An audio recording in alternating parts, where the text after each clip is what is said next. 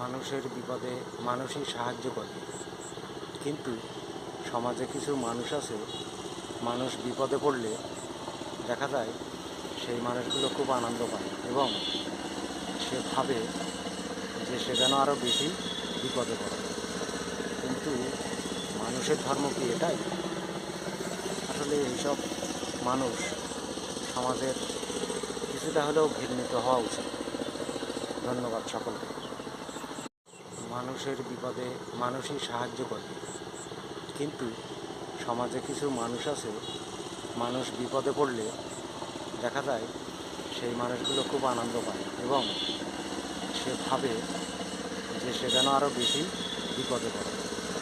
কিন্তু মানুষের ধর্ম কি এটাই? আসলে এইসব মানুষ সমাজের কিছুটা হলেও ঘৃণিত হওয়া উচিত। ধন্যবাদ সকলকে।